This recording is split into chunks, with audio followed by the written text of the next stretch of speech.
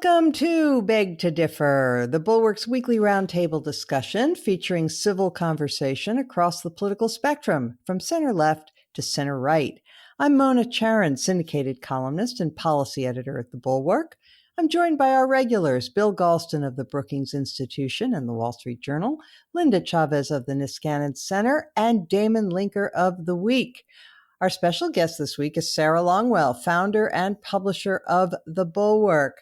Thanks, one and all. It's great to be with you in this holiday week. We're recording a day early, and we were all set to discuss what seemed to be life getting back to something resembling normal in the nation's capital. The passage of a big relief package and the sort of omnibus spending bill, which was trumpeted as a great accomplishment. But then, of course, the orange man did a huge cannonball into the pool, and we don't know where we stand now. So, Sarah Longwell, I'm going to start with you.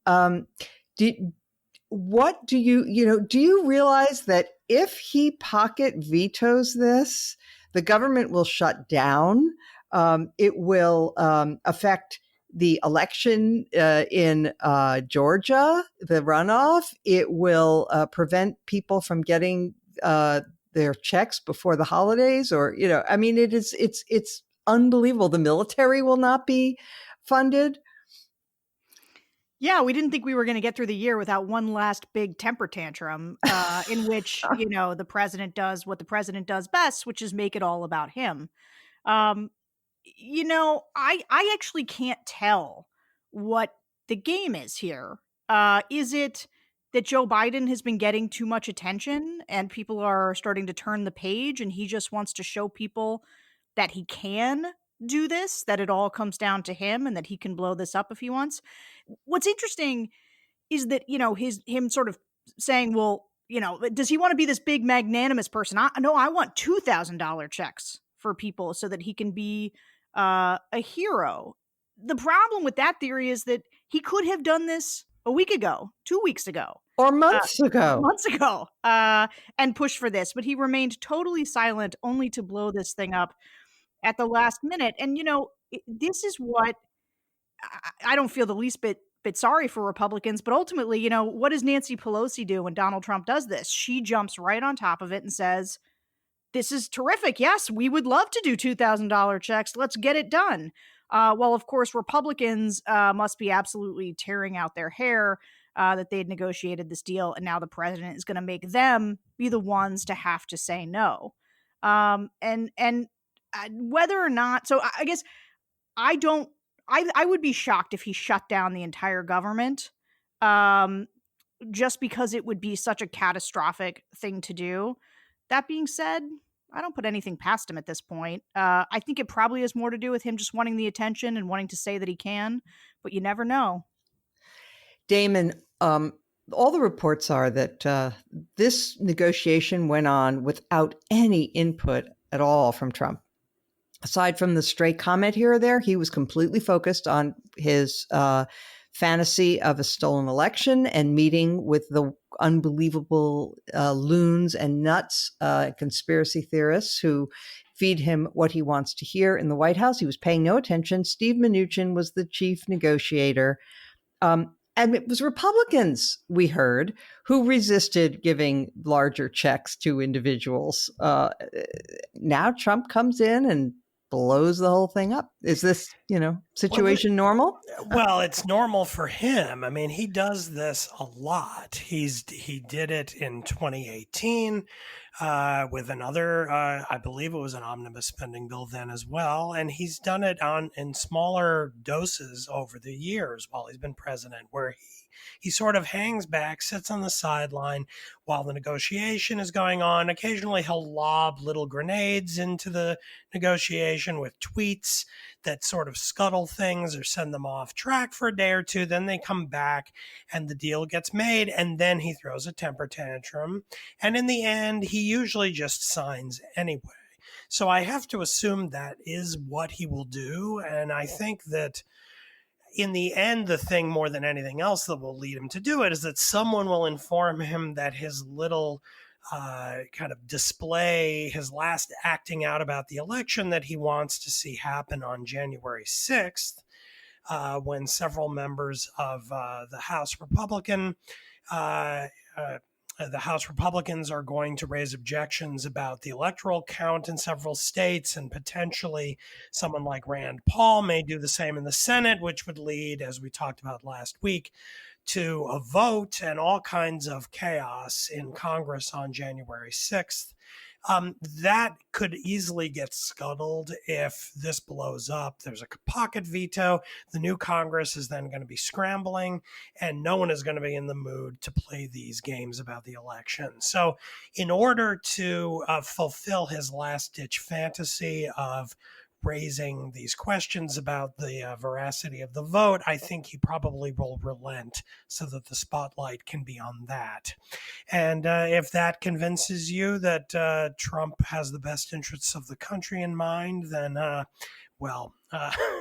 you haven't been paying attention, because this is all I can say. When I heard last night what he was doing about this deal that had just been reached, and then how and then you get Nancy Pelosi immediately doing what any competent politician would do from the other party and say, okay, great, we'd love to have $2,000 checks. Absolutely, Mr. President. You just kind of, smack your forehead and say, God, the end of this cannot come soon enough. This is just let the circus end. So, who knows how it'll play out, but let's just be absolutely clear that this is not some kind of multidimensional chess strategy going on here. This is just Trump being Trump and impulsively acting out in ways that make no strategic sense on any side. Yeah, Linda, one of the things, he released a little video, and as usual, this video contains a series of false statements. He doesn't know what he's talking about, as usual. Some of the things he's complaining are in this bill are not in this bill. They were in the CARES Act that passed back in March, complaining about money for the Kennedy Center, for example. Isn't it remarkable how incompetent we've learned you can be as president of the United States, how completely crazy, and a significant portion of the American public thinks, no, he's good. We like it. Absolutely. And by the way, he has totally ruined the brand of the Republican Party, which even in my youth, when I was still a registered Democrat, the one thing you could count on Republicans for was competence.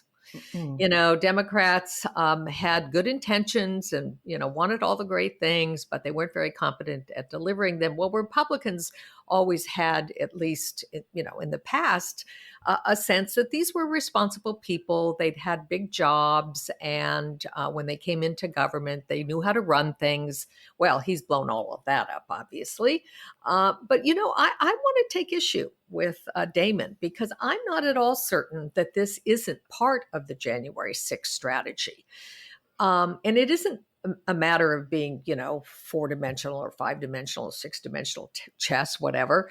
It is a matter of, the kind of tunnel vision that he has. I mean, one of two things may be playing in his mind.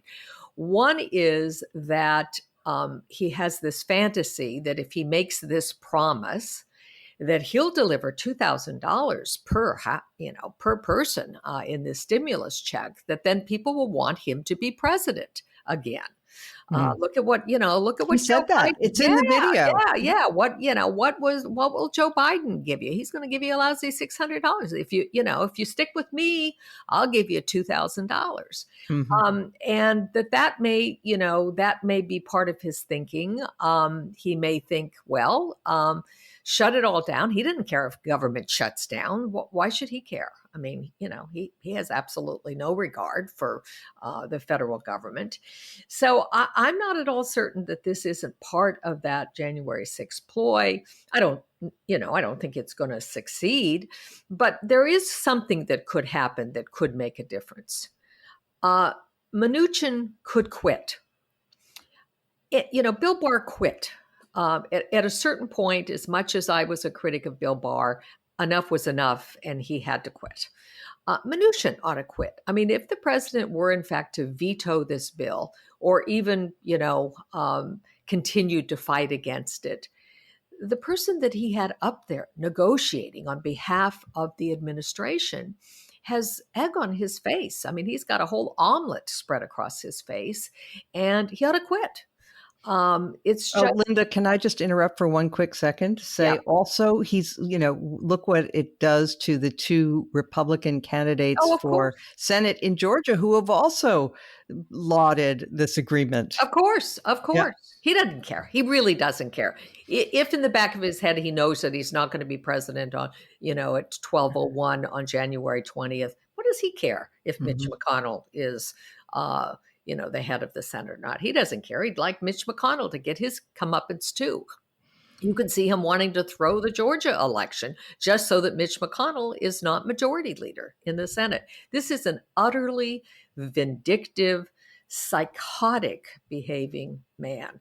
And I don't think we can have any idea what he's up to. I don't think there's any way of predicting it.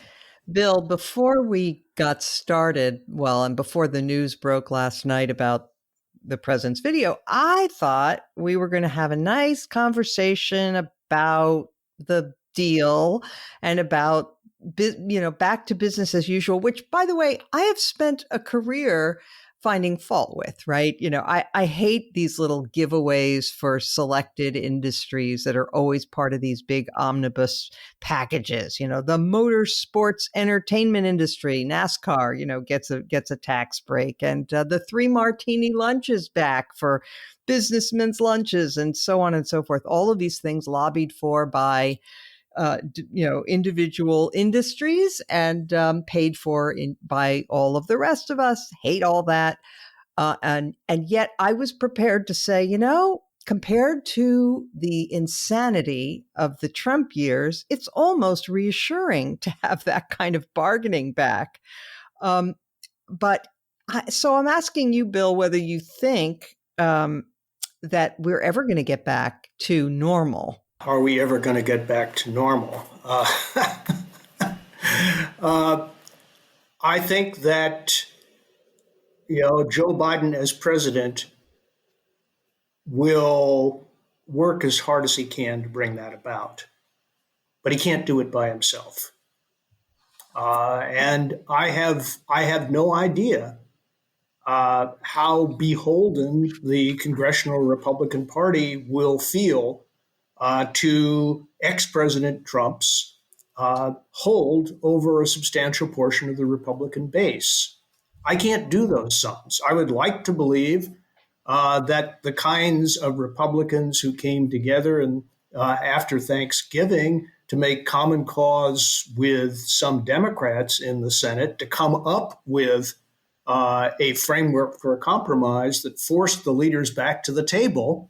I'd like to believe that that's going to be the template for what comes next. And if I have anything to do with it, it will. But I have no confidence in any predictions that I make at this point. But let's turn away from the prospects of bipartisan cooperation in the 117th Congress and focus for a minute or two on the remaining days of the 116th Congress, which ends on January 3rd.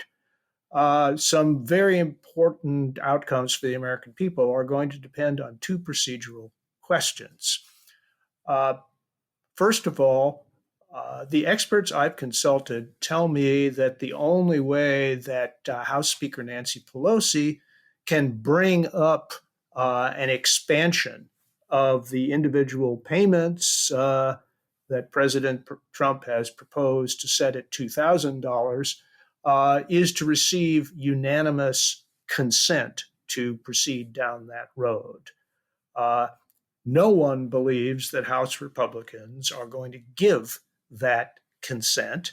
And if so, the effort to expand the individual payment will stall, at least for now.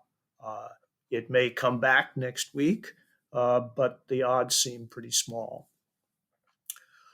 With regard to the broader question of the fate of the COVID-19 bill and the funding of the government up until September 30th of next year. Article 1, Section 7 of the Constitution says that if the president is presented with a bill and he does not either sign it or veto it uh, within the next 10 days, then it becomes law without his signature. This is known technically as the presentment clause of the Constitution. Unfortunately, the bill was presented to the president a couple of days after it was enacted into law by Congress, which means that if the president does nothing, the 116th Congress will end, according to law, before the 10 days expire, which means that the bill simply evaporates and the 117th Congress would have to begin all over again with the budget and COVID relief. And in the meantime, government would have been shut down since December 28th. This is a truly terrible outcome, which the president can achieve simply by doing nothing. And I suspect that House and Senate leaders will move heaven and earth to avoid that catastrophe. Thank you for that. That's very interesting. Before we turn to our next topic, Sarah, I want to circle back to you on one thing. Charlie Sykes had a really incendiary, wonderful newsletter this morning where he asked, are you all happy, basically, of Republicans who signed on for this against all warnings? And it is. I mean, you've got Rich Lowry and some others, saying, well, the president's behavior trying to overturn this election is really regrettable. It's really not good. But, every single Republican and conservative thought leader, right, who until a few weeks ago was saying, yep, we should definitely reelect this guy. It would be nice, wouldn't it, to hear at least some contrition, at least some comment along the lines of, I underestimated just how crazy he could behave. Mona, it's the holidays. And so I want to not indulge in too much schadenfreude. But there is a part of me, and Charlie quotes me in his newsletter because I had a piece, and this was back in the summer, saying, what did you think was going to happen, folks? You elect somebody of extraordinarily low character who constantly lies and is corrupt, who wanted to be the chaos candidate, who said he was going to burn it all down. Why would you be surprised that things are now on fire? And, yesterday, Trump made so much news yesterday between the pardons and blowing up the bill that one of the things that people might not have missed is he also went after John Thune, the senator from South Dakota, for daring to suggest that Joe Biden was in fact going to be the next president and says he's going to primary him in 2022. And yeah, there is, when you just watch, or the way that Trump is sort of blowing up the Republicans' negotiations on this bill, there's this part of you that says, there you go, guys. This is what you get. You have to ride this tiger now. You accommodated him until the very last breath. You have watched him turn on everybody, burn down people's careers, and what, you thought he wasn't going to come for you too? Of course he is. And then to your point, there are the folks who there's a little bit of Twitter action right now that's kind of like, well, I guess those never Trumpers might have been onto something. Now that we see how this guy is acting, post-election, in refusing to concede, because of course we were all called hysterical. We were called unhinged for suggesting that he might behave like this. But it defies credulity to suggest that the president's post-election behavior somehow is different than everything we saw pre-election. And not just pre-election 2020, but pre-election 2016. Right. Like, his character has been his destiny the whole time. And I think for those of us who are sort of part of this never Trump world, it was saying, this man's character is more than deficient, and that is going to lead us to chaos, which is where we find ourselves. Right. Yes, that just occurred to me that he makes Bill Clinton's character flaws seem like trifles by comparison. So quaint. What? Yes, all so quaint. I mean, you just think about that Mark Rich pardon, which was contemptible and done sort of in the very the last moments of the Clinton presidency, only to have just 20 Mark Rich type pardons come from President Trump to very little and worse because Trump pardons war criminals. He wants people to believe that war criminals are honorable and hard done by, that it's disgraceful the way they've been treated, he says, having no concept of justice, having no concept of honor, being the reverse of all of that. And, part of me thinks, I look at someone like John Thune, who I used to like, and think, you know what, you asked for it. This is your just reward. Okay. So I guess I'm not thoroughly of the holiday spirit. Let's turn now to practical thoughts about reform. Now, it's going to be hard in the next period to have anything like the comprehensive reforms that we saw passed after Watergate, because Watergate was followed by a huge party change. The Democrats swept in by huge margins, and they pretty much had their discretion about how they wanted to reform things. That obviously is not true here. But I'd like us to talk a little bit about some possible reforms that might get bipartisan support, and or even if they won't, things that would be helpful going forward. Now that we've seen that you cannot rely on the voters to use good judgment and only elect people who are fit for the office, that we may need to codify certain rules. So I'll go first. I think maybe we need to make it a law that any candidate for president has to release his or her tax returns. Damon Linker, what about you? Well, the truth is that I am not an expert in these kind of process questions of how government works, so I will cede my time to Bill Galston, who does know far more about that. But I will also note that Jack Goldsmith, who was a guest on the podcast a few months ago, has co-written a book with former Congressman Bob Barr that is an entire book filled with great ideas along these lines. So I cede my time both to that book and to Bill Galston. Just a quick correction. It's with Donald with Baer, not Barr. Oh, sorry. That's the co-author. Okay. Yeah, my error. Sure. Bill Galston. Where do I start? Let me start with something that sounds abstruse but isn't.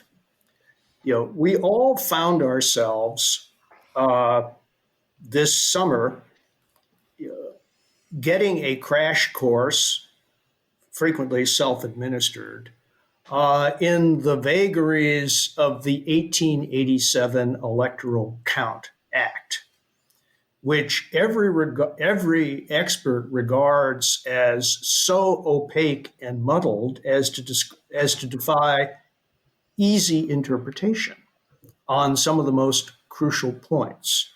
So, rather than starting with items that are really fresh, why don't we go back a century and a quarter and review the text of that law and rewrite it in English and make some decisions that law did not quite make or didn't clearly make.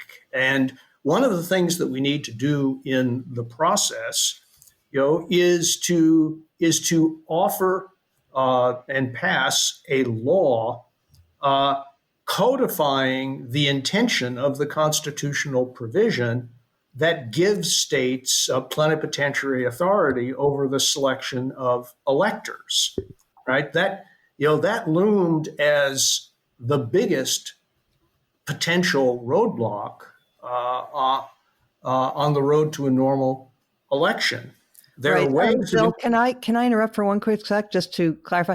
One of the things that was unclear there, right, is this matter of where it says the legislatures shall have the sole authority, and it's not clear whether that excludes the governor.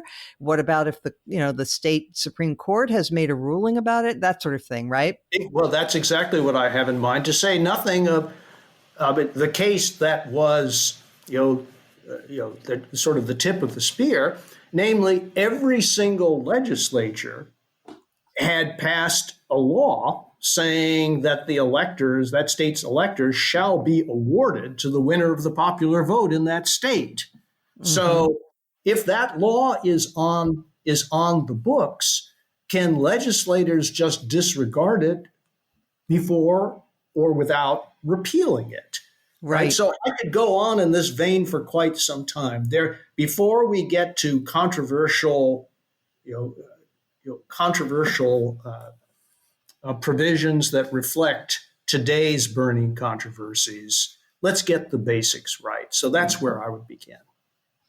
Yeah, that's an excellent one. Linda? That is an excellent one, and I think it absolutely needs to be clarified. Mine is more philosophical. One of the things that has... That's my beat. I know. I know. Oh, well. One of the things that has most horrified me during this election cycle is the pictures of armed people at state capitals, in front of election officials' houses, or marching in the streets of Washington, D.C., in order to intimidate people. And so it strikes me that, we have this kind of question about the First Amendment and the Second Amendment. And I've always been one who believes that private individuals do have the right to own guns, although I think it can, in fact, be regulated sensibly. But what happens when the First Amendment and the Second Amendment clash? Because it is absolutely clear that the reason these fellows, and they are mostly fellows, show up on the streets armed to the teeth, carrying semi-automatic weapons or, other gear that indicates that, they're tough guys and are going to enforce their views with the barrel of a gun, not at the ballot box. The reason they do this is to try to scare people from exercising their First Amendment rights. So I'm just wondering whether or not there can't be an honest and open debate about whether the First Amendment should not trump the Second Amendment, in that you should not be able to bear arms, either, particularly not open carry arms, in order to stifle speech.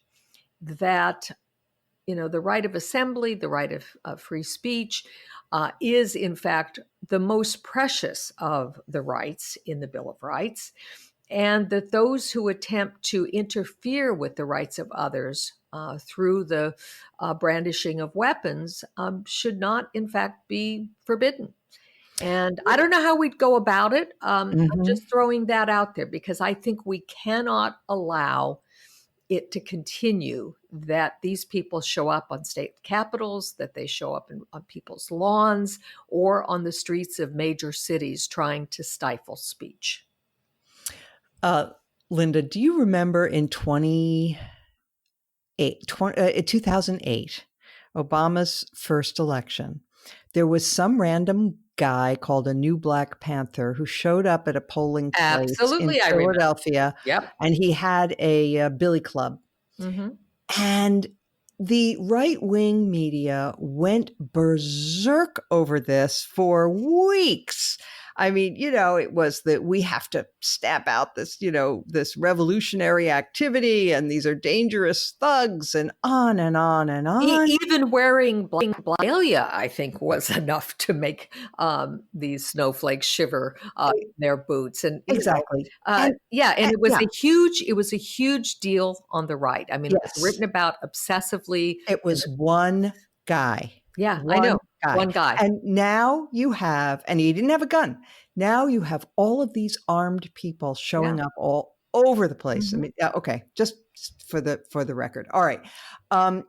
Bill Galston, you wanted to return to something that Linda said real quick before I get to Sarah, or did you make your point?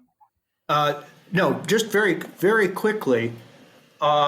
There's a simpler way of thinking through this issue than trying to argue that one amendment to the Constitution is more important than another. Okay. I think that will lead to a roadblock very quickly. Every single amendment to the Constitution, every one of the rights is subject to reasonable time, place, and manner regulation. So you do not have a right, to open up a revival tent at 2 a.m. in the middle of a residential area. And states have all sorts of restrictions on the ways in which First Amendment rights can be exercised, consistent with public order and safety. So this is not a hard case, and you don't have to say that the First Amendment is more important than the Second Amendment in order to pass constitutionally permissible laws regulating the bearing of firearms near polling places. Well, thank you for that, Bill. By the way, our producer, Jim Swift, notes that some of the new GOP House caucus members are asking Capitol Police to allow them to carry guns in Congress. So that's great.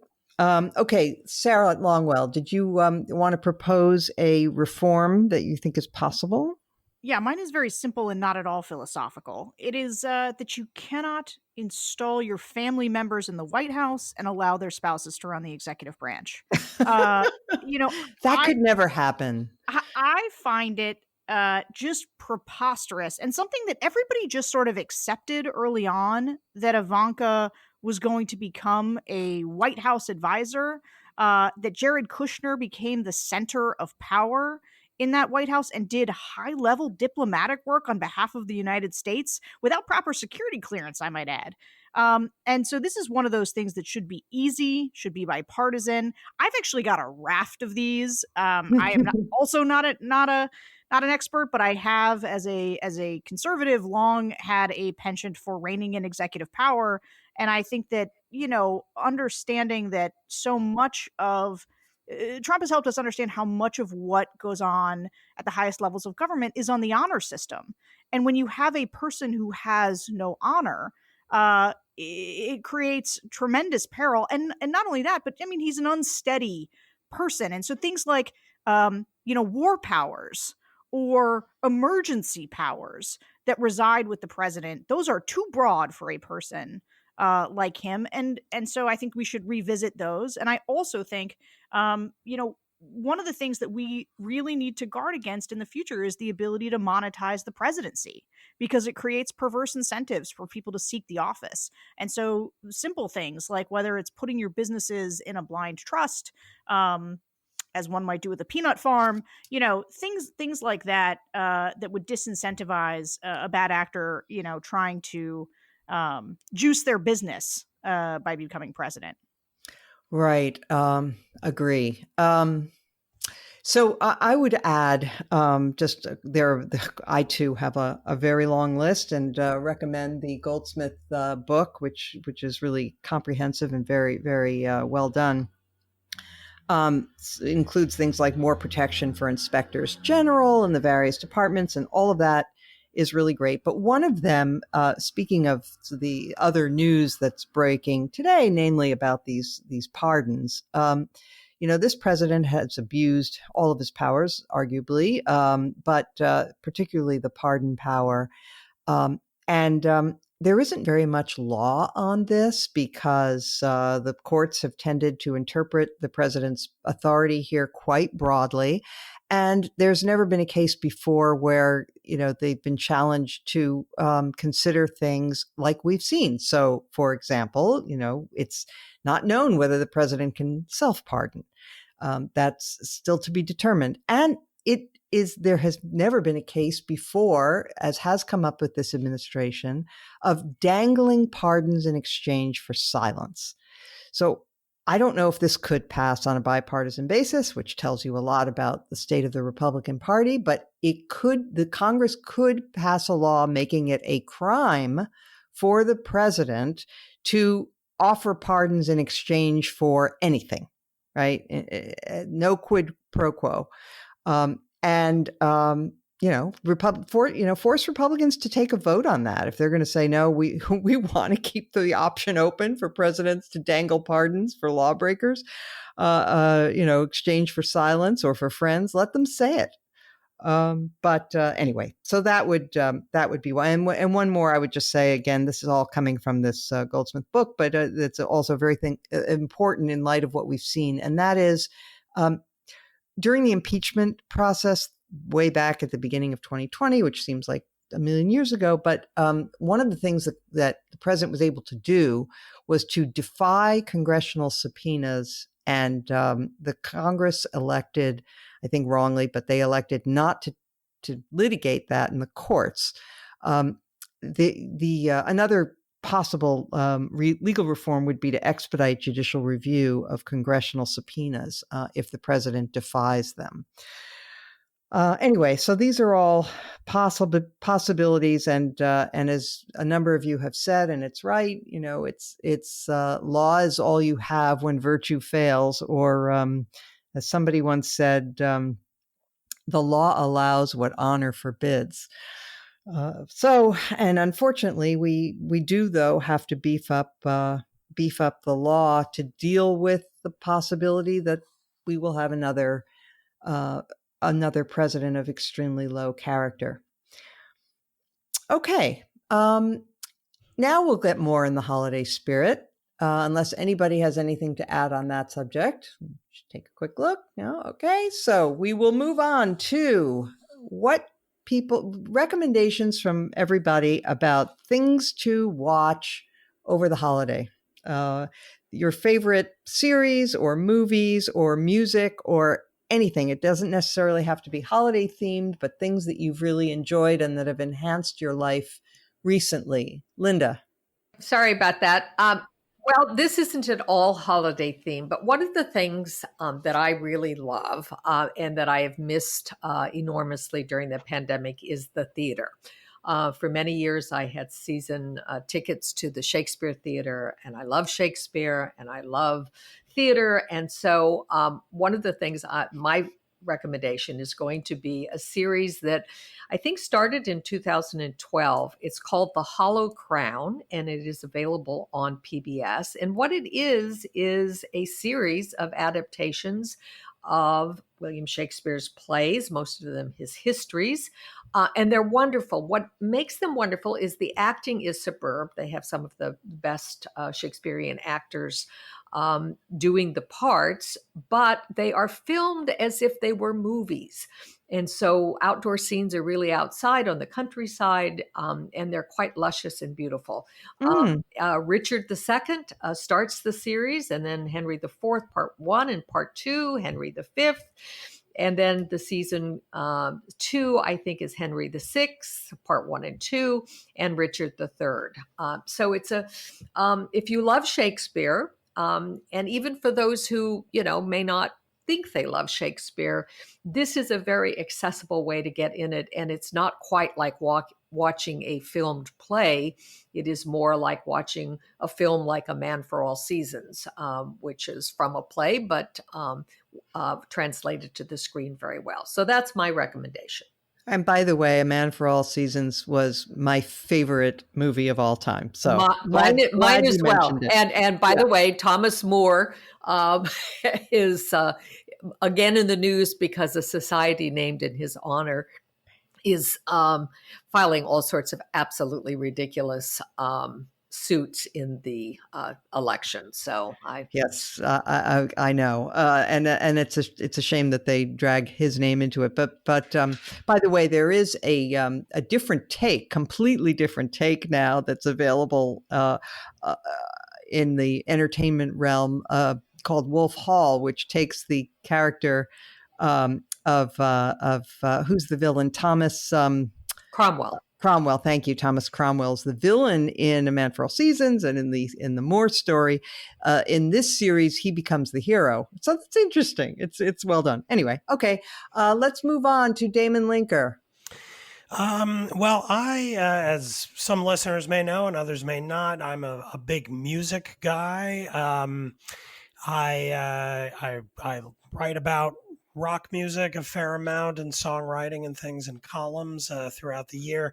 And just this week, I offered to Readers of the Week my take on the best album of the year. So I will make that here as well. It's by a Los Angeles-based singer-songwriter named Phoebe Bridgers, an album called Punisher. It was recorded in dribs and drabs throughout 2018 and 19, so you can't really say that she has written and recorded the album in light of the pandemic at all. For instance, Taylor Swift did exactly that. She's released 2 albums this year that have been written and recorded this year, but the Bridgers album fits the mood and the kind of experience of lockdown in a way that's sort of uncanny. I think it's a very good collection of songs, and the whole production of it, I think, mirrors the mood of this year in a way that is very powerful. So I recommend that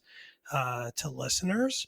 I also will note a couple of other things. One, I just recently, with my wife, rewatched the TV series The Americans and was just stunned once again at how great it is. I know several people. David French is a huge fan of it as well. So if you haven't seen The Americans, it's available for streaming on a number of platforms. I think it's on Amazon Prime. I definitely recommend that. Very, very well done series.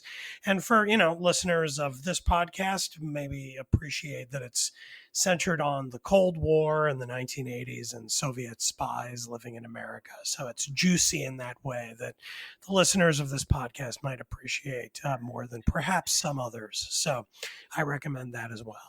I watched it. In fact, it got me through many hours of recuperation from surgery last year. But I have to say, the body count of people that these spies wind up killing is just ridiculous. There's almost one in every episode. But anyway, it is very entertaining. Did that not really happen in Washington in the 1980s? Like the FBI are investigating, and like every other day, there's a new dead body from the Soviet spies living right in Washington.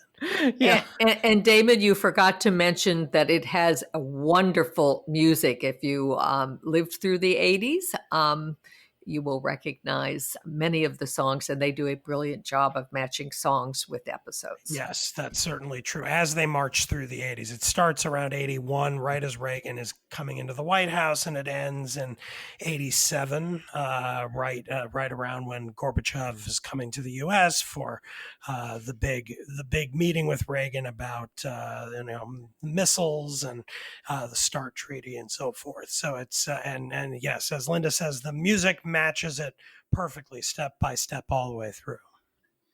Okay. Damon, did you have anything else? I could mention, I suppose, I'm doing a podcast on David Bowie, if anyone is interested. I'm plugging something of my own, but I'm directing it towards something else.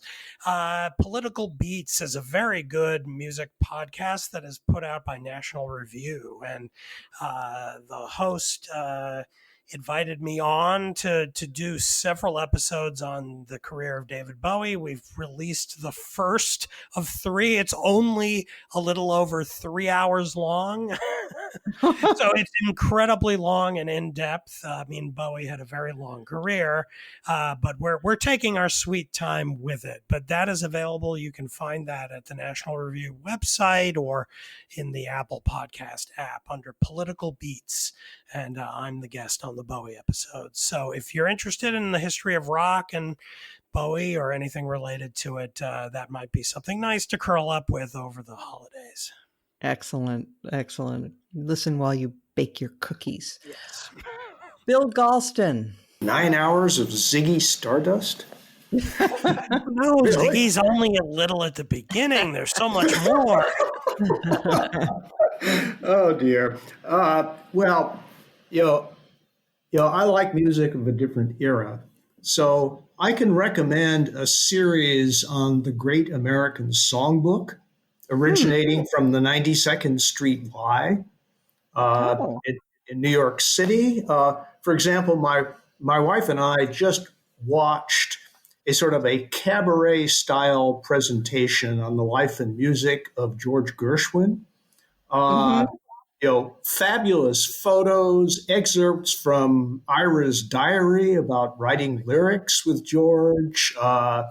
Young cabaret singers singing their hearts out. It was one of the few feel good experiences I've had during this entire pandemic. Moving Was right this a along, YouTube thing, or where did you see it? well, you go to the 92nd Street Y, Oh, uh, their website? their website, and yes, you have to pay a little bit to watch, but you know what? Yeah, What else? What else do we have to spend our money on during the pandemic? absolutely. Yeah. Moving right along, I'm a huge fan of British police procedurals. For a reason that a very good article in the Atlantic explained, not in the most recent issue, but the one recently passed, and that is that because the British police are basically prohibited from using violence except in dire circumstances. It's about actual detective work with really interesting characters. There's a show called Unforgotten, which is a cold case show starring an astounding British actress by the name of Nicola Walker, one of my favorites, but there are many others as well. So, and finally, my wife and I are now about two-thirds of the way through The Queen's Gambit, and it's everything it's cracked up to be. The reviewer's adjective riveting was invented for this show. How you can make a riveting show about chess is is beyond me, but they pull it off. It's something to spare. Indeed. I can second that. And by the way, little promotion for our podcast. The chess consultant for the Queen's Gambit was Gary Kasparov, who is going to be a guest on Beg to Differ in early January. So we look forward to that. Yes, well, when I was on the board for the National Endowment of Democracy, you know, Gary made a number of appearances. Mm-hmm. They were very different, but they all had something in common, namely his prediction that Putin would fall within 9 months. Oh, well, the wish being the father to the thought, I guess. Um, but okay, Bill, was that the end of your list? The very end. Okay. By the way, I'll tell you that speaking of British police procedurals and body counts, because we were talking about the Americans, um, my husband and I like to watch these also, but they're always set in these idyllic, British countryside settings, and yet every single episode there's a murder. And when we actually were visiting the Cotswolds a few years ago, our guide was saying how wonderfully peaceful everything was, and my husband said, "Oh, come on, you can't fool us. We know what really goes on in these peaceful little villages. We watch PBS." Okay, Sarah Longwell. Yeah, it's an endorsement of Midsummer Murders right there. Yes, it is. Yes, it Uh, is. For anybody who's thinks, "Oh, look at that! They've got that young woman there, Sarah. She might come with some new hip recommendations." I regret to inform you that all of mine are essentially foreign and things that I think are for everybody. But if you don't want to watch them, you can tell your mom about them. I also just want to second the endorsement of Nicola Walker, who is in, I don't know when she sleeps. She's in every British television show. It's true. She's in all the shows. Yep. And is excellent. But here are my my two favorites. So one is The French Village, which is streaming on Amazon Prime. It is in French. and about a French village during World War II with subtitles. With subtitles. It is the most engrossing. And look, I'm not going to lie to you. It has been a difficult time to watch things about fascism during this moment, because you see certain parallels in the propaganda and other things that sort of make your blood run cold. But for anybody who thinks, oh my God, I can't watch something else about World War II, like, I was trying to sell my sister on this, and she was just like, I think I've had enough in my lifetime of World War II. Whether it's literature or anything else. And I really want to get her there, because it's sort of just soapy enough that you can get invested in the characters. But it's about this little French village that is sort of, it's adjacent in some ways. But it really is about, it's a long sort of 82 episode meditation on what it means to collaborate and the degrees of collaboration, and what is the moral, how do you grapple with the morality of that, and it's just fantastic.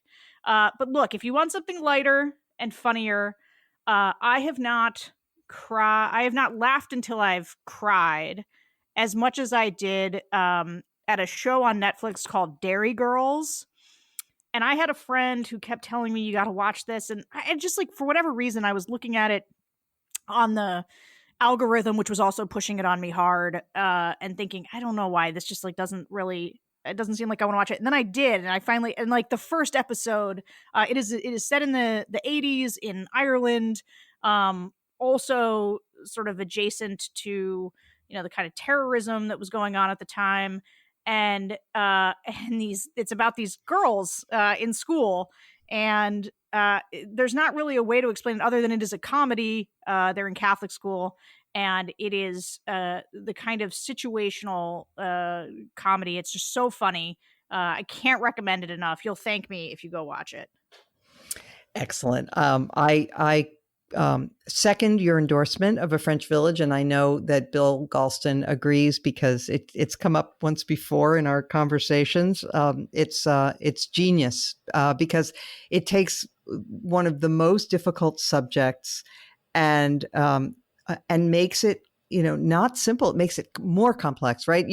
They don't do anything cheap in this series about, good guys versus bad guys, collaborators versus honorable resistance members. It's really nuanced and very clear that even people who sometimes, think that they're doing the right thing maybe aren't.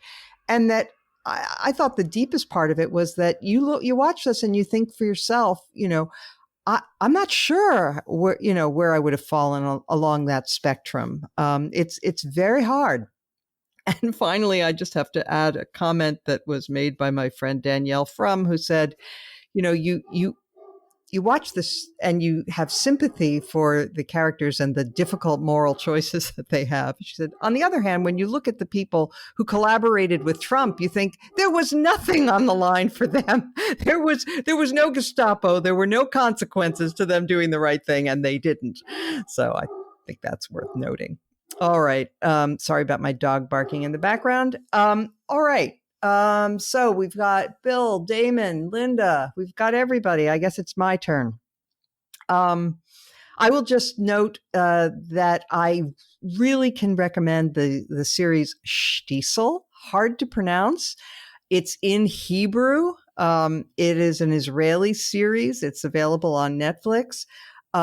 It's about the ultra-Orthodox community in Israel. And even though I'm Jewish, I have to say I'm not part of that world. And it's in some ways as alien to me as it would be to anybody who wasn't Jewish. And yet this series is so touching, and so it draws you into the characters so much. And it is just a wonderful piece of work. And it ends, it's all tied up in a bow at the end too, which is not always the case with these series where they seem to sort of run out of steam and then peter out. This comes to a nice conclusion.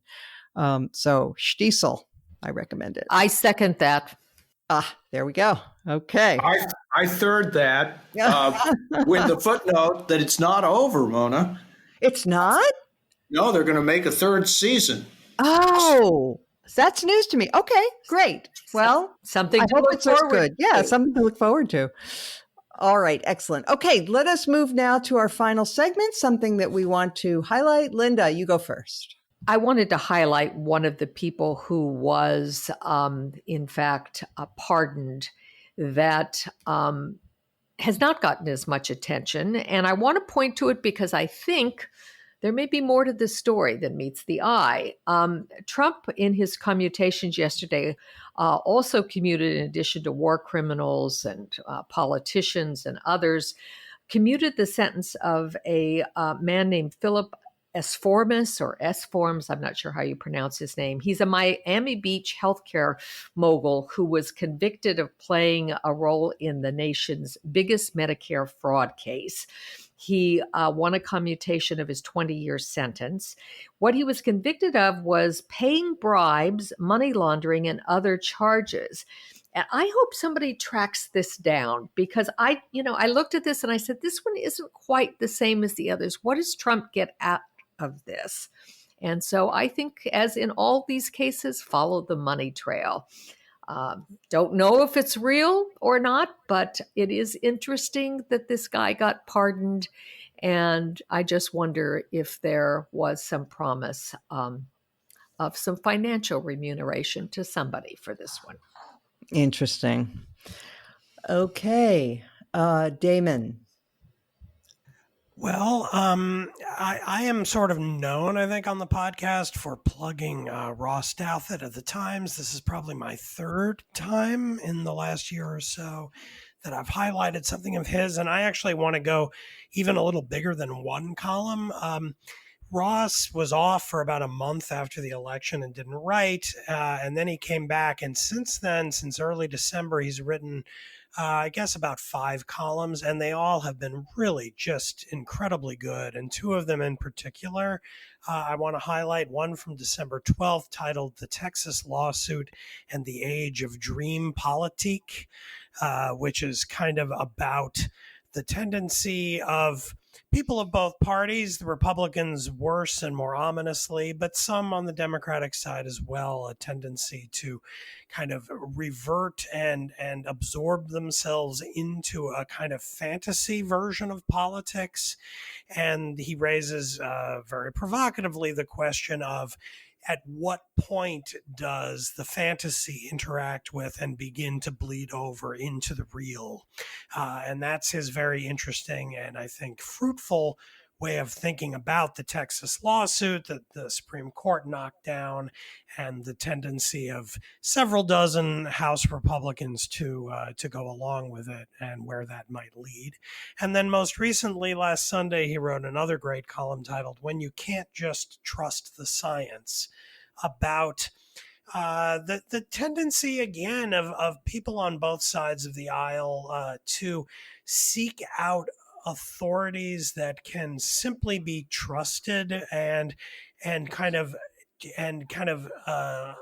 backing away from the need for democratic deliberation about exactly what to do in light of the science. So it's by no means Douthat saying that we should not trust the science, the experts, the epidemiologists over how to respond to the pandemic, for instance. He's not saying that at all, but he is saying that when the experts give us their opinion, it is still up to us to decide what to do with it, what policies to pursue, whether to shut down schools or bars or restaurants and for how long and what rules to impose.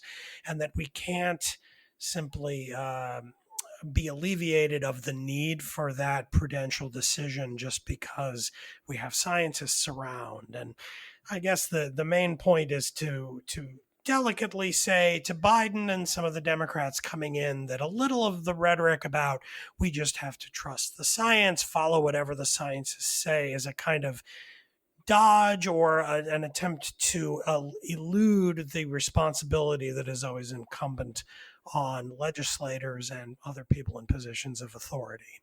So again, great work from Ross lately, and these 2 columns in particular are definitely worth reading and wrestling with. Excellent. Thank you. All right. Let us now move on to Bill. First of all, I agree with Damon about Ross's most recent column, but it gave me a cause to reflect that I had learned that point in my freshman political philosophy course at Cornell University in the fall of 1963. And we have fallen so far that when a columnist has to remind us of something that people with a modicum of education have known for centuries, we have fallen pretty far. I don't mean to take anything away from Ross, but we have forgotten so much now that old chestnuts can emerge as new insights.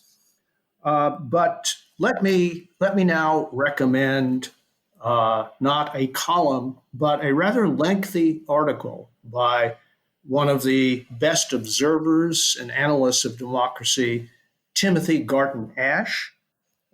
It's an essay that just came out in Prospect magazine, a British magazine not to be confused with the American Prospect. The essay is entitled The Future of Liberalism. And it is absolutely the most balanced treatment of the subject that I think I've ever read. It's one of those pieces where at the end I say, I wish I had written that, which of course calls to mind the famous story about Oscar Wilde, who was at a dinner party seated next to a friend, and somebody across the table said something insanely witty, and Wilde leaned over to his friend and said, I wish I'd said that. To which the friend replied, don't worry, Oscar, you will.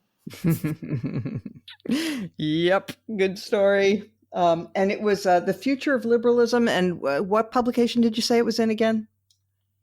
Prospect magazine. Prospect. It's a British publication. This is really, I don't say this very often. It's a must-read essay. Okay, I will read it. Okay, well, Sarah Longwell.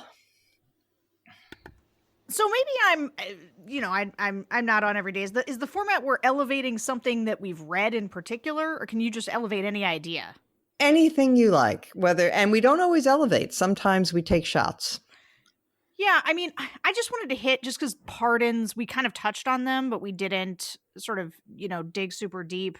I have been, Trump's abuse of the pardon power is something that I find particularly galling about him, because I think it reflects who he is, which is a kind of person who, the kind of strong man who would admire war criminals and